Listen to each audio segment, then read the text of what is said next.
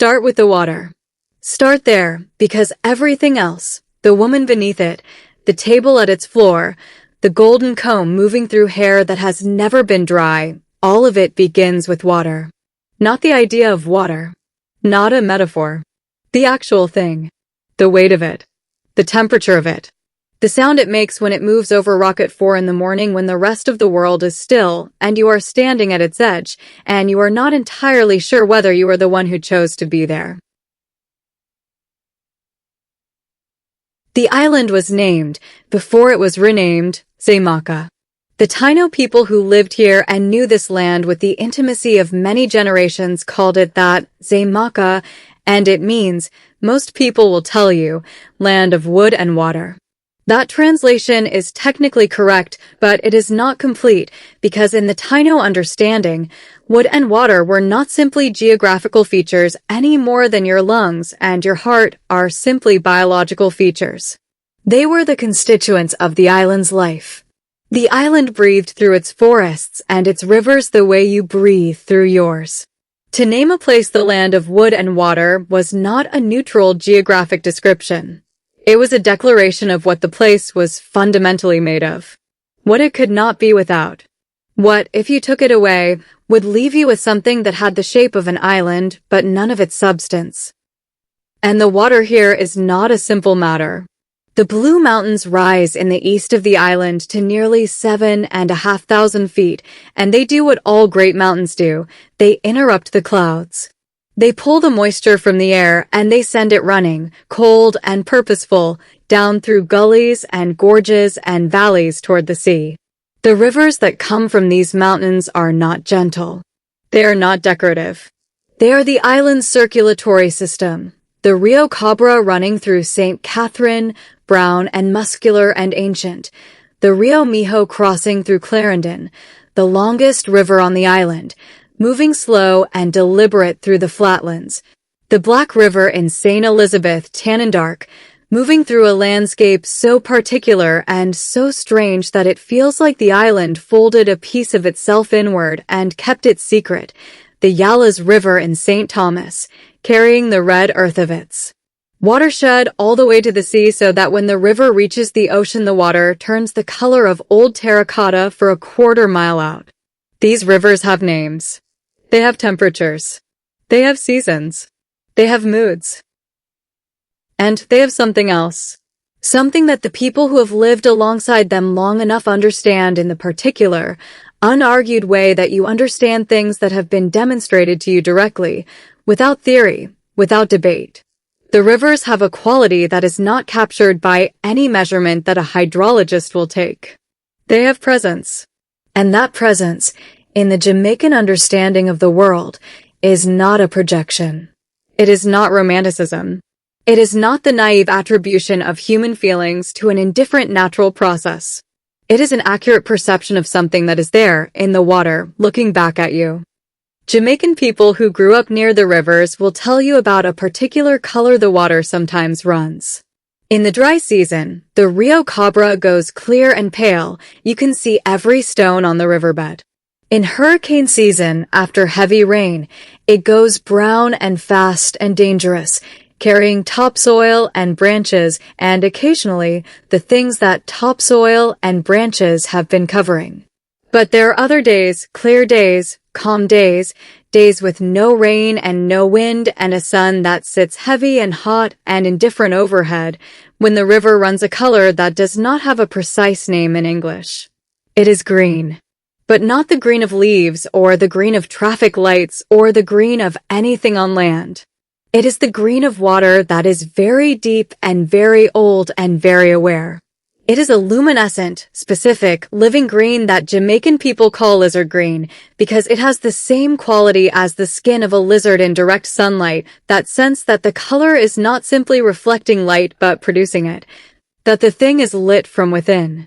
And when the river runs lizard green, the old people say, River Mumma is near. Let us sit with that for a moment. Let us not rush past it. Because that statement, River Mumma is near, is not a superstition in the dismissive sense that word usually carries. It is a piece of information. It is a reading of the natural environment based on accumulated observation across generations, encoded into a cultural form that can be transmitted without instruments or manuals or degrees. The color of the water is a sign. The sign has a name. The name has a meaning. And the meaning, if you understand it correctly, will keep you alive. So, River Mumma. The word mermaid will come to mind, and you should let it come, and then you should set it very carefully to one side, because the associations that word carries, the red-haired girl with the seashell top, and the longing for legs, and the prince on the shore, have nothing to do with what we are talking about here. Nothing. River Mumma is not waiting to be transformed into something more human. She is not in the business of longing for what she does not have. She is not decorative. She is not gentle. She is not interested in your approval or your rescue or your understanding. She is the apex spirit of the Jamaican river system, and she has been here longer than the name Jamaica has existed, and she will be here when every name currently on every map has crumbled into illegibility. And she is as indifferent to your feelings about her as the river is indifferent to the feelings of the stone it wears smooth over 1,000 years. She is a woman from the waist up. Long-limbed, extraordinary in the way that things that have never been subject to human judgment are extraordinary, not performing beauty, not arranged for viewing, but simply existing in a fullness that the human eye receives as beauty the way the human ear receives a frequency as sound. Her skin is the color of deep river water in strong afternoon sunlight, that particular warm darkness that is not any single color, but all of the colors of the riverbed seen through 10 feet of moving water.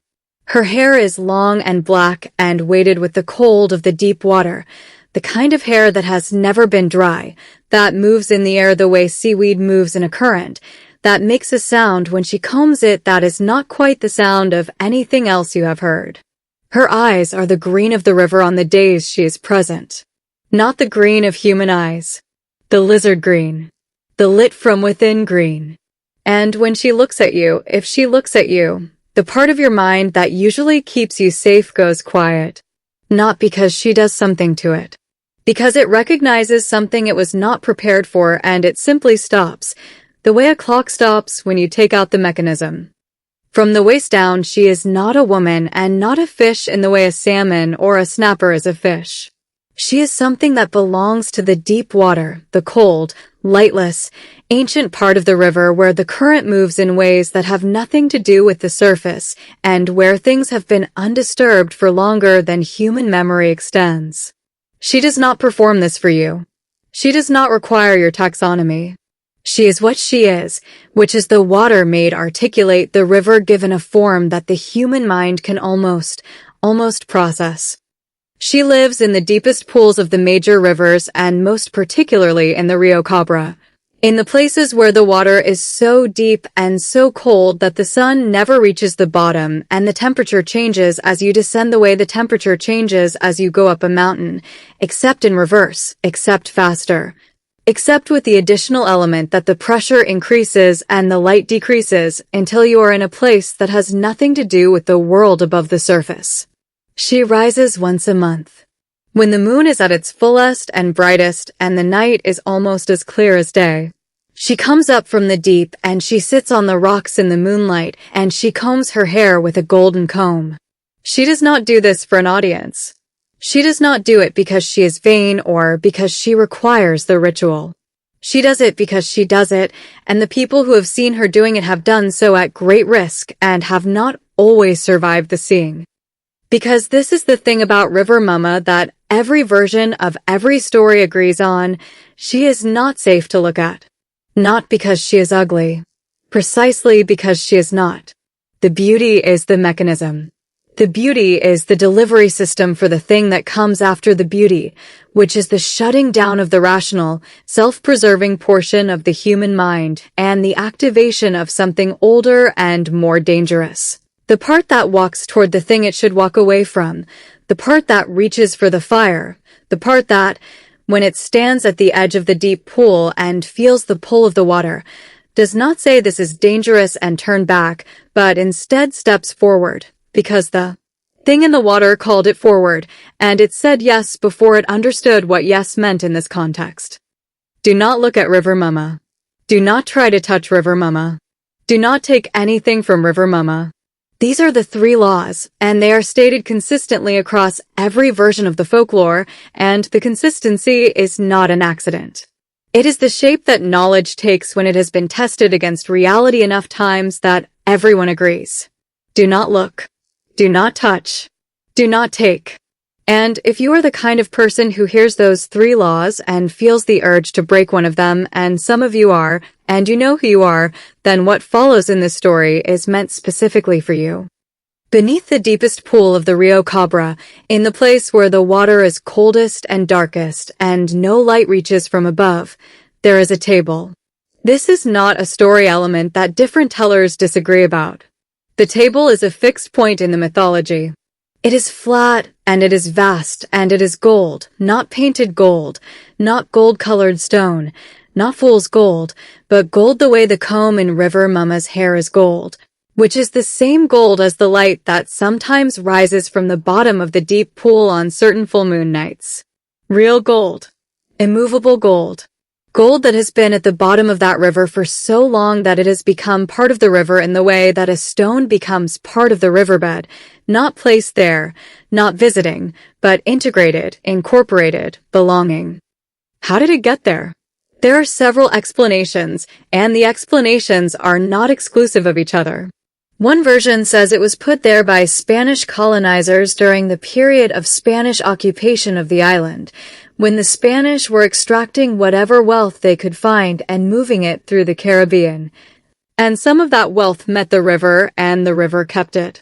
Another version says it predates the Spanish entirely, that it was always there, that it is not a human thing at all, that it is the river's own gold, produced the way the river produces everything it produces, which is without asking for human permission or human understanding. A third version, which is perhaps the most satisfying, says that it is both, that the table was always there, always River Mumma's, and that the gold and silver and jewels that have been taken by the river over centuries, the pirate treasure lost in Caribbean storms, the plantation wealth carried off by flood, the coins and ornaments and valuables claimed by the water from every era of human greed, have been drawn to it, have settled around it, have become part of it. The way that things, drawn to a powerful center, eventually merge with it. River Mumma guards this table, not because she values what human beings value, not because she has a use for gold or gemstones or the symbols of human wealth and power, but because it is in her river. And everything in her river is hers. This is the first principle. It is not negotiable. It does not come with exceptions. The fish are hers. The cold are hers. The deep water is hers. The light that moves through it is hers. The stones on the riverbed are hers. The table is hers. And anyone who enters the river enters her domain, and whether they leave it again or stay there permanently is entirely her decision, made on criteria she does not explain and does not need to explain, because the river does not owe you a reason. It is a river. You are a person who walked into it. Those are not equal positions. Men have come for the table. This is the part of the story where you should pay very close attention, because what happens to the men who come for the table is not simply a ghost story or a morality tale designed to frighten children into obedience. It is a specific description of what happens when human greed encounters something that is genuinely, fundamentally, irreducibly beyond human control, and the description is precise enough that it deserves to be taken seriously. There have been men who came to the Rio Cabra with ropes and hooks and the intention of lifting the table from the water and carrying it to dry land and becoming the wealthiest people on the island. They came with tools. They came with plans. Some of them came with other men, because the table is heavy and gold is heavy, and no one person can lift a vast flat golden table from the bottom of a deep river alone. They came with the certainty of people who have decided that they are the ones who will succeed where everyone before them failed, because everyone before them lacked what they have, which is the right rope, the right hook, the right number of men, the right determination. The right amount of not believing in the thing they are about to encounter. Some of these men were found, later, miles downstream in the shallows. Face down. No mark on them. No wound. No sign of struggle. And here's what the old people found most specific and most telling about these discoveries. No water in their lungs. You understand what that means. A person who drowns has water in their lungs. A person who dies in a river in the process of being swept away by a current has water in their lungs. A person who is found face down in a river with no water in their lungs has not drowned. They have been placed. Something carried them to where they were found and set them down with a precision that the river current, which does not discriminate and does not arrange, could not have managed. River Mumma did not drown them. River Mumma simply finished with them and put them somewhere they would be found, and the message in the manner of their finding was as clear as a message can be. Some of the men who went for the table were never found. This is, perhaps, the more common outcome. The river does not always return what it takes. It is not in the business of demonstration. It does not always need to show you the consequence. Sometimes it simply removes the person from the world above the water, and that is sufficient. And whether the world above the water understands the lesson is not something River Mumma has any investment in. She has been making the lesson available for a very long time. If you have not learned it yet, she is patient. She has time. She has all of time. And then there are the ones who came back. These are the cases that are most disturbing and most instructive, and they are the ones that the old people described with the most care, because what happened to these men was not a story about violence or punishment in any simple sense. It was a story about the limits of the human mind when it encounters something genuinely beyond its architecture. They came back. They were not physically injured. They did not have broken bones or wounds or signs of the kind of physical violence you might expect from an encounter with a powerful river in flood. They came back and they sat down, and they did not get up again in the way they had been sitting down and getting up before they went to the river. They would sit in the doorway of their houses and look at the water, sometimes at the river, sometimes at a glass of water on the table, sometimes at a puddle on the ground after rain, and they would not speak, or they would speak. But what they said was not assembled in the way that words are supposed to be assembled for the meaning to reach another person. They did not eat. Some of them did not sleep. Their families would come to the old people, the people who knew things, and they would say, "What happened to him?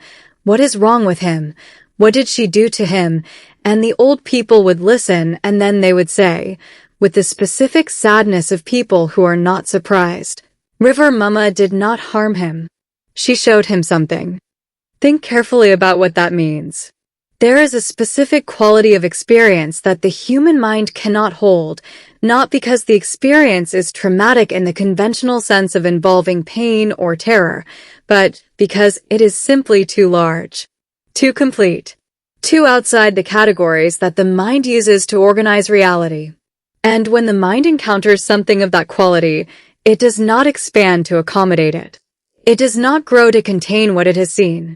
It breaks a little in the specific place where the categories used to be. The men who came back from the table had encountered something so far beyond the frame of human experience that the frame itself was damaged.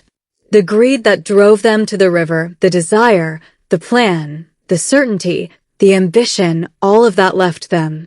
River Mumma did not take it from them deliberately. It simply could not survive the encounter with what she showed them, because greed requires a certain kind of faith in the primacy of human desire, and what she showed them made that faith impossible to sustain. Who went into that river is not who came back. And the person who came back sat in the doorway and looked at the water for the rest of their days, and what they were seeing when they looked is not something that language, which is a human tool, can carry. Now, the comb. Because there is a separate thread in this mythology that deserves its own full treatment, and it is both simpler and more complicated than the story of the table, and it says something different. Something that requires you to think about desire and negotiation, and the difference between taking and entering into relationship. The golden comb. It is the object she uses to comb her hair when she rises on the full moon nights. It is the same gold as the table, that absolute, non-metaphorical gold that seems to produce its own light. And there are stories, many stories, told in many parishes, with many different men at the center of someone who managed to do what no one is supposed to be able to do. Who was swift enough and quiet enough and either brave enough or foolish enough, and in Jamaica these are sometimes the same thing, to approach the rock where River Mumma sat on a full moon night. To move through the water without making the sound that water makes when a person moves through it. To come close enough to the spirit of the river to reach out a hand and take, from her hair, while she combed it, the golden comb. And then to run. The stories agree on what happens next, and what happens next is not what you might expect, which is to say it is not immediate and violent. River Mumma does not rise from the water in fury. She does not pursue the thief down the riverbank in the moonlight.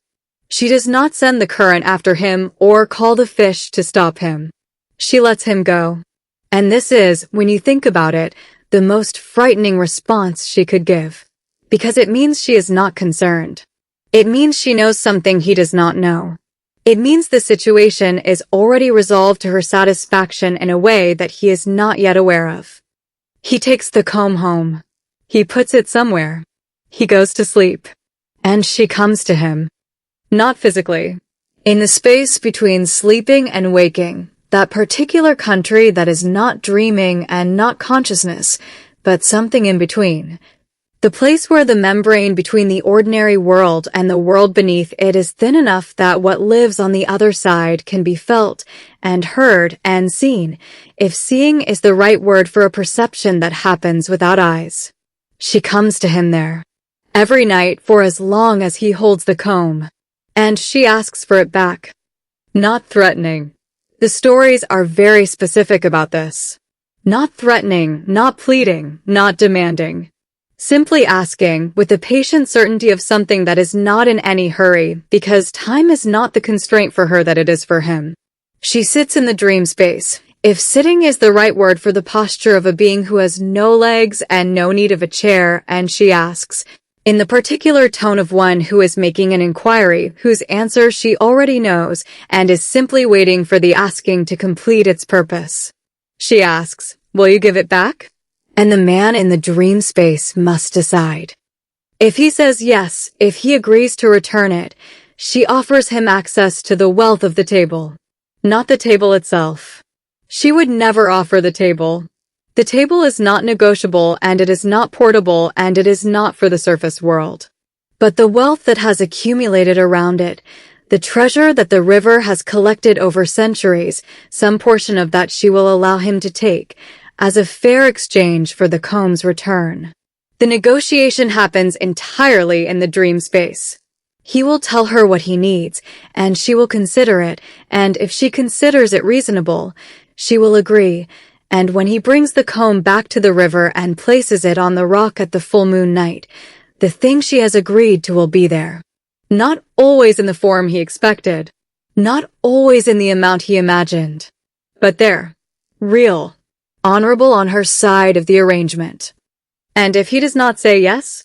If he holds the comb? If he decides that the dream visits are a price he can pay indefinitely, or if he decides to negotiate harder, or if he simply cannot bring himself to give back the thing he risked everything to take, then the visits continue. Every night, patient, unhurried, in the space where he cannot close his eyes against her or put a door between them. And the man becomes someone who does not sleep well. And the man becomes someone who does not eat well. And the man becomes someone who stands at the river's edge on days he did not intend to go to the river and looks at the water with an expression that people who know what the expression means know to be afraid of. The comb is not killing him. She is not harming him. She is simply present, asking her question for as long as it takes. What does this part of the mythology say? It says something precise and adult and true. It says that there is a difference between taking without asking, which is one kind of relationship with power, and entering into genuine negotiation with something larger than yourself, which is a different kind. The man who steals the comb is not punished for the theft in the way that a thief is punished in human law. He is enrolled, without his consent, in a relationship that requires a quality of him he may or may not possess. The relationship asks, are you capable of this? Are you capable of sustained engagement with something that is not going away, that is not frightened of you, that does not respect your possession of the object you took because in her understanding objects belong to the ones who belong to them, not the ones who grab them? Are you capable of the kind of conversation that produces something real, not the grab and run of greed, but the long-sustained back and forth of someone who wants to deal with the spirit world on terms both parties can honor? The comb is a test of character, not of courage. Courage is getting to the rock without being seen. That part is over when you run. The comb is a test of something slower and more demanding, the ability to stay in the relationship you entered, even though you entered it by force, and to complete it in a way that leaves both sides with what they were owed. Some men pass this test. The stories exist of men who returned the comb and received what she promised and lived with the particular, complicated satisfaction of someone who dealt with River Mumma and came out of it whole. Those men are the ones who understood that the wealth at the bottom of the river is not available to the person who takes without reciprocity. It is only available to the person who can be in relationship with the thing that guards it. And that is a kind of wisdom that greed, by its nature, cannot produce. You have to arrive at it from somewhere else. Now let us talk about the fish. Because this dimension of River Mumma is as important as the table and the comb and the danger, and it is the dimension that the storytellers have always known carries the longest reach. The dimension that reaches from the 18th century all the way into the 21st, from the folk tale into the environmental report, from the grandmother's warning to the thing happening right now in the rivers of Jamaica. All the fish in the river are River Mumma's children. This is not a metaphor. It is stated plainly in every version of the folklore, with the plainness that important things are stated plainly. The fish are hers. They are her children. They are not yours. The fisherman who goes to the river is not the owner of what he finds there.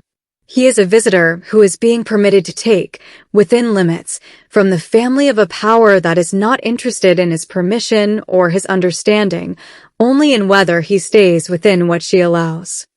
And she allows a great deal.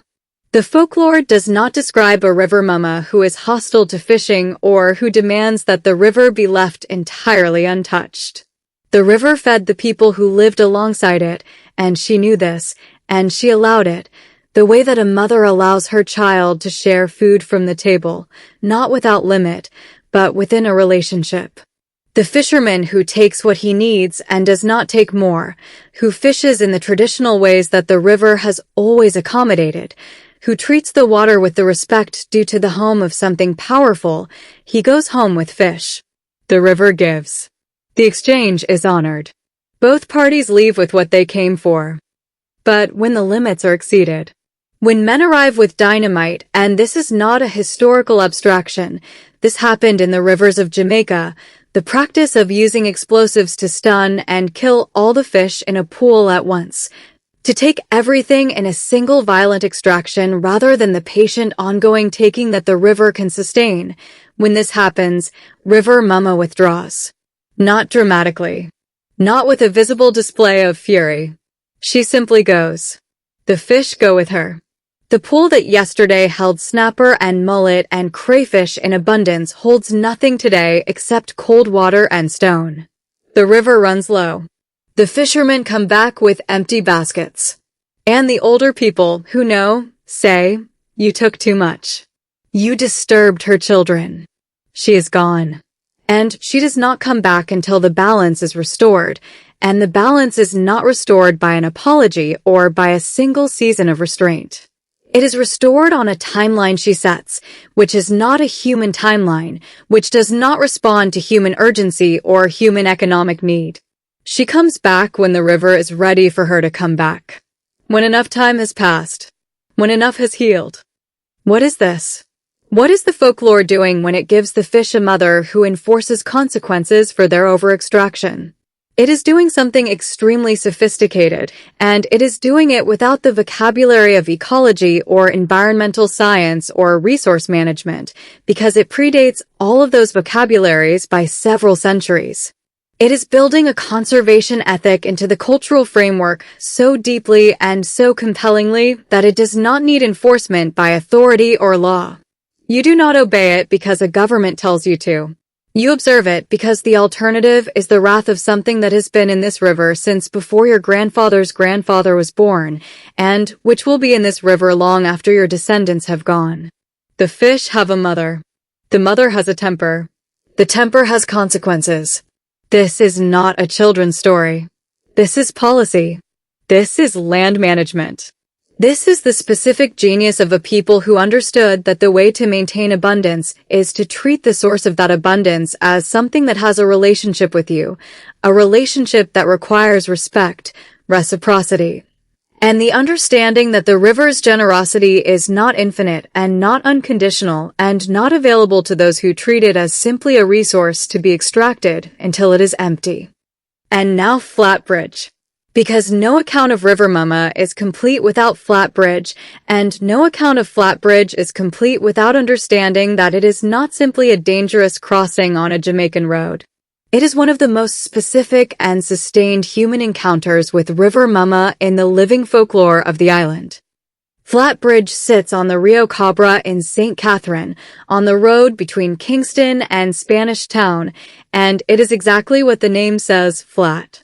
Low. A single lane. It sits inches above the river surface on a good day, and when the river is high after heavy rain, it disappears. Not flooded in the way that a normal bridge becomes dangerous. Disappeared. Submerged.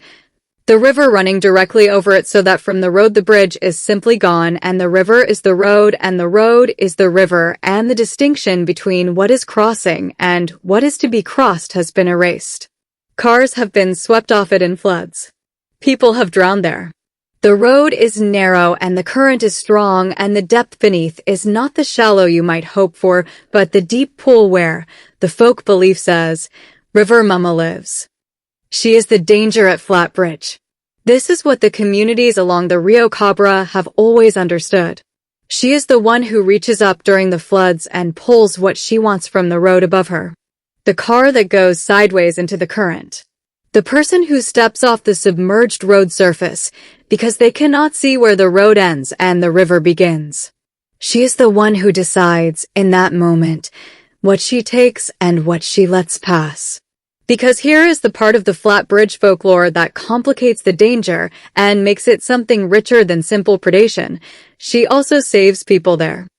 There are stories, consistent stories, told by survivors and by the families of survivors, told by people who do not usually tell stories about spirits because they do not consider themselves the superstitious kind, of cars going off Flatbridge in flood conditions and the driver surviving. Not surviving in the way that physics occasionally permits against the odds. Surviving in the way that requires an explanation that physics cannot provide. The car goes under. The current should take it and everything in it. The survivor comes up on the bank, sometimes on the wrong bank, sometimes downstream, sometimes in a place they cannot explain how they reached alive, intact, not injured in the way someone should be injured by that event. And what they say, when they describe what happened in the water, is not always precise. It is often fragmentary, dreamlike, the description of someone who passed through a state their mind did not record in normal terms. But there is something there in the cold water that was present with them. Something that chose. River Mumma takes the ones she takes. She saves the ones she saves. She is not random. She is not indiscriminate. And the communities that live alongside her at Flatbridge hold both of these things simultaneously. The knowledge that she is the danger and the knowledge that she is the protection, and they do not resolve the contradiction, because it does not need to be resolved. It needs to be understood. The river is not safe. The river is not malevolent. The river is not benevolent. The river is powerful and purposeful, and it operates on terms that are not explained to human beings in advance and are not negotiable after the fact. This is the particular spiritual maturity that living alongside River Mumma requires, the ability to hold the complexity. To say she is dangerous and she is necessary and she is beautiful and she is not yours and all of these things are true at the same time, without collapsing them into a simpler story that fits more comfortably inside the kind of mind that prefers its spiritual forces to be simply good or simply evil. She is neither. She is the river. And the river is both. Now travel backward. Not in time exactly, across water. Because you cannot understand River Mumma without going back to the continent she came from, to the traditions that produced her, to the spiritual knowledge that the people who were taken across the Atlantic carried in their bodies and their voices and their understanding of the world, and which arrived in Jamaica and found a landscape whose rivers said, "Yes, I know you. I have been waiting for this name." Mami Wata. The name is found across a vast sweep of the African continent, from Senegal in the west to Nigeria in the south to Mozambique and beyond. The translations vary. Water Mother. Lady of the Waters. The name changes as the languages change and the cultures change and the specific forms of her manifestation change, but the presence behind all of those forms is consistent.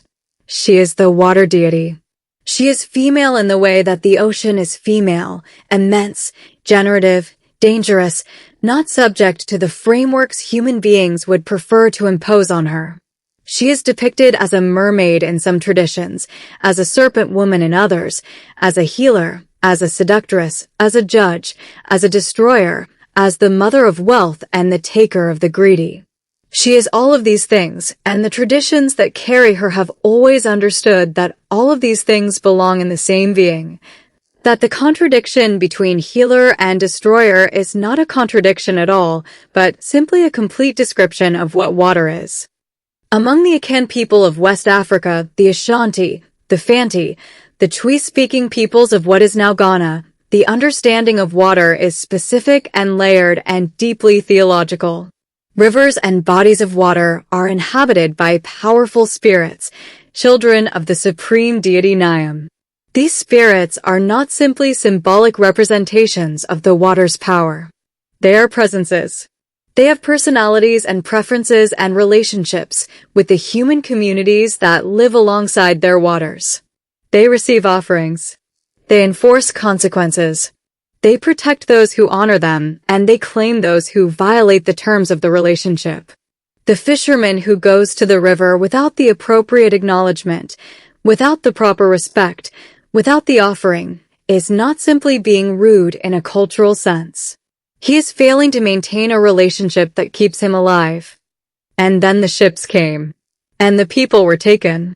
Between the 16th and 19th centuries, somewhere between 12 and 15 million Akan and Fanti and Ashanti and Yoruba and Igbo and Wolof and Mandinka people were transported across the Atlantic in conditions that were designed, among other things, to erase them, to remove from them every cultural marker, every spiritual connection, every framework of meaning that made them who they were, so that what arrived on the other side of the water would be something that could be used, without the complication of its full humanity. The spiritual knowledge did not go.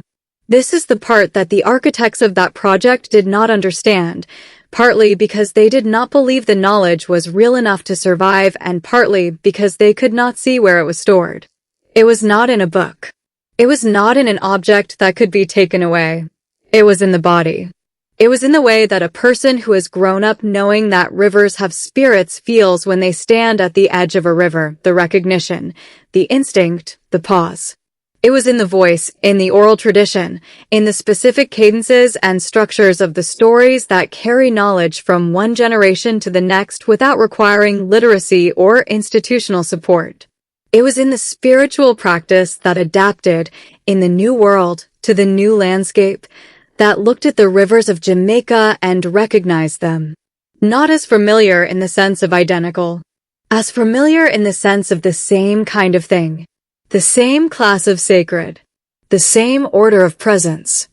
River Mumma is Mami Wata in the Blue Mountains watershed. She is the Ashanti River spirit in the Rio Cabra.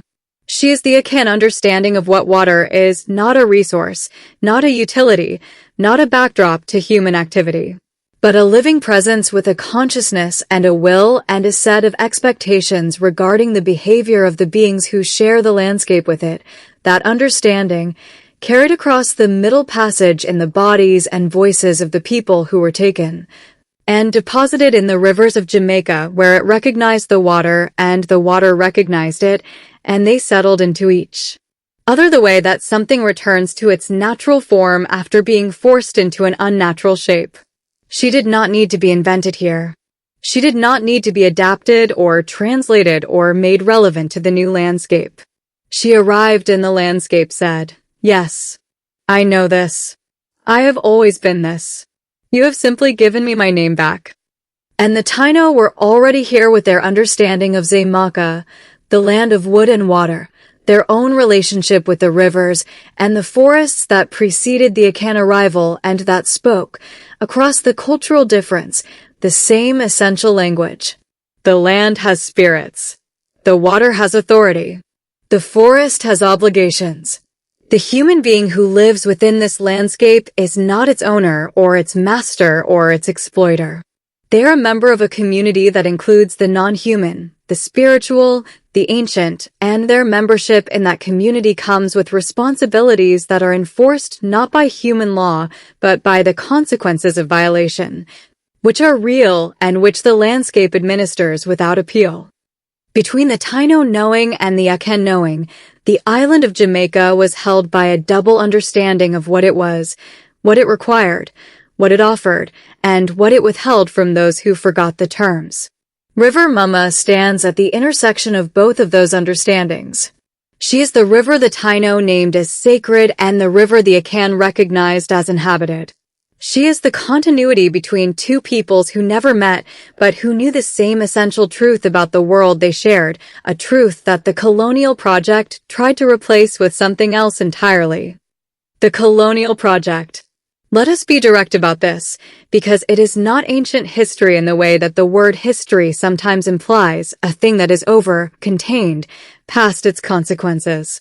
The colonial project, among its many specific violences, attempted to replace the indigenous and African spiritual relationships with the natural world with a European framework in which nature was a resource, not a presence, not a community member, not something with agency or authority or the power to enforce the consequences of its violation.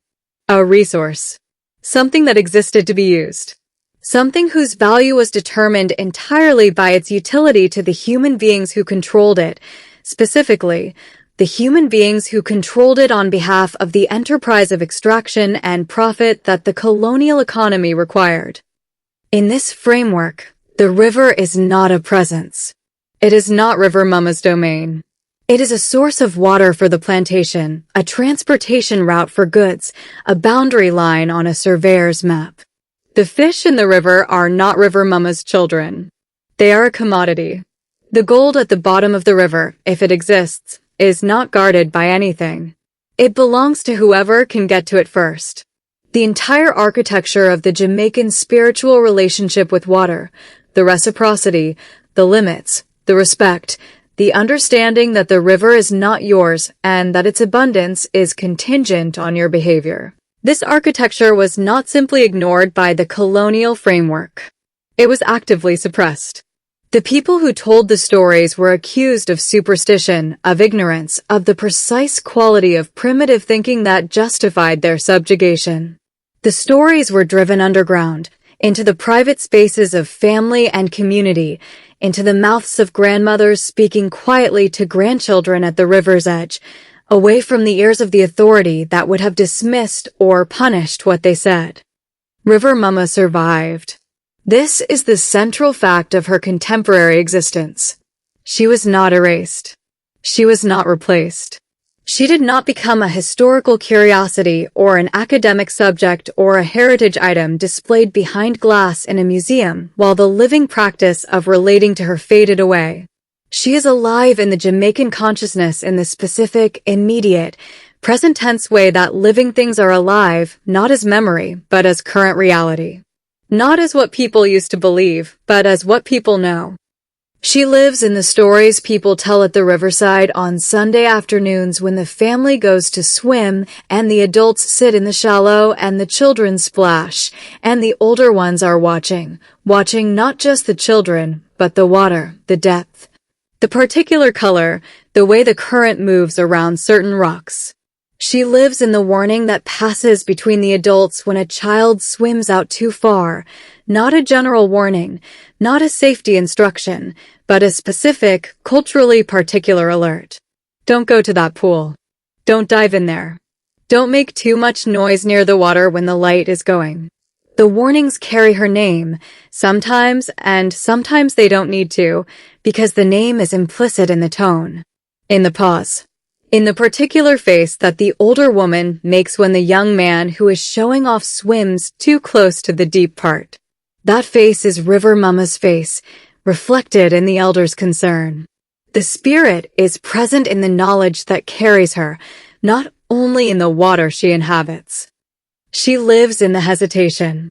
This is something any Jamaican person who grew up near the rivers will recognize immediately, the beat of pause at the edge of the deep pool before you go in. Not exactly fear. Something adjacent to it. A recognition, arriving before conscious thought, that this water is not entirely yours. That you are being considered before you are permitted.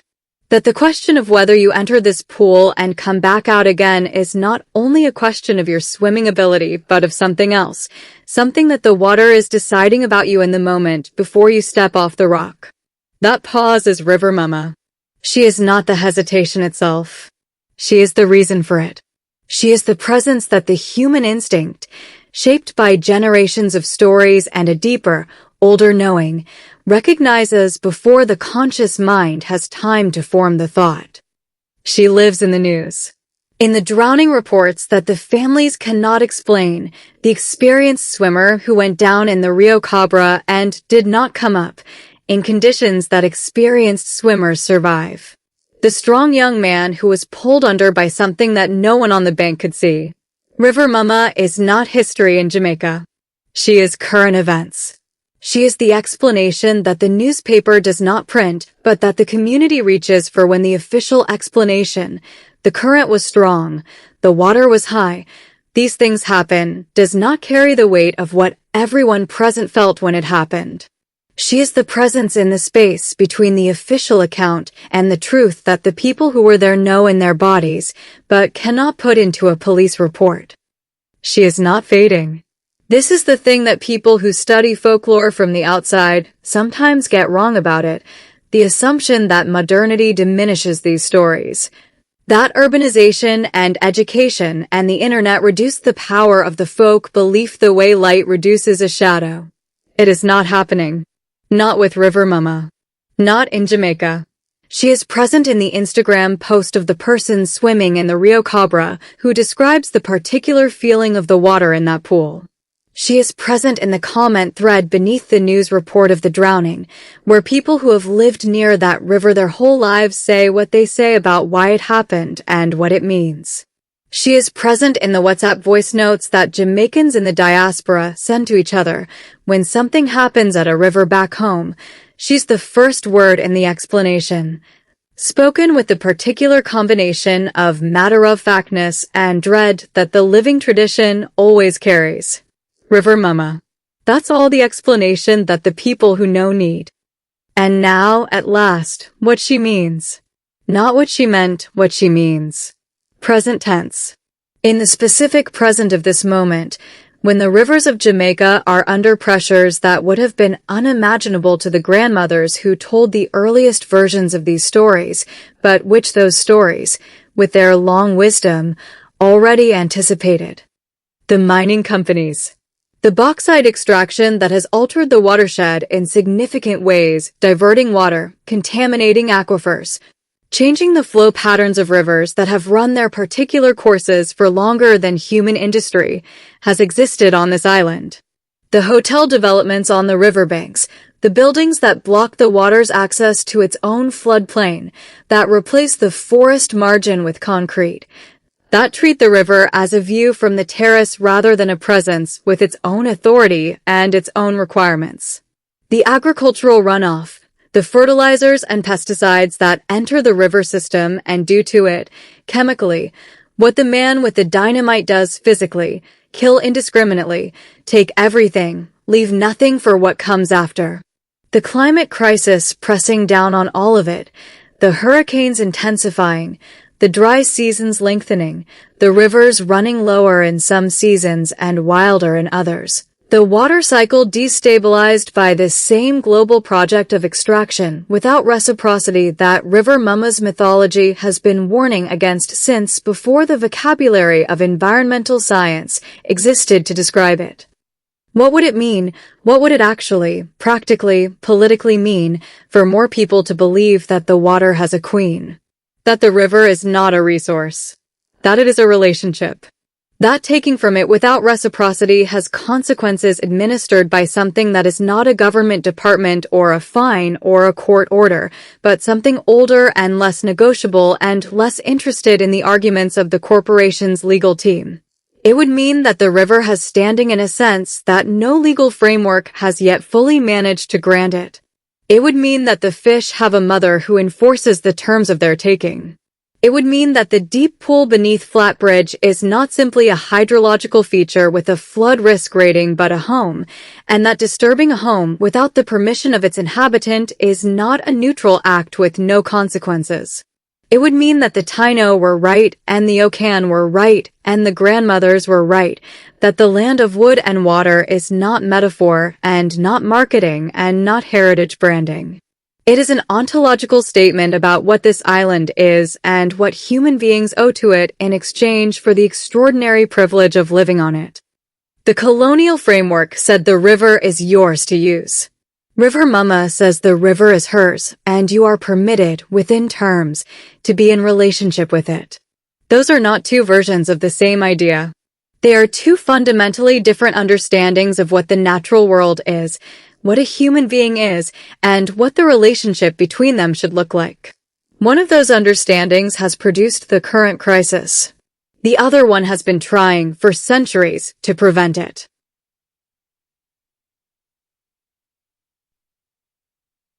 It is late now. It is the hour after midnight, before the first gray suggestion of dawn begins in the east.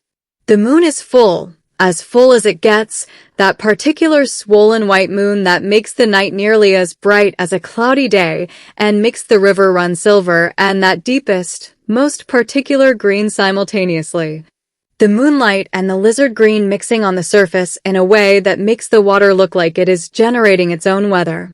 The Rio Cabra moves through St. Catherine, past the cane fields and the small houses and the mango trees, past Flatbridge where the road drops to inches above the water and the deep pool waits beneath. The road is empty. The river is not. Something is rising from the deep pool beneath Flatbridge.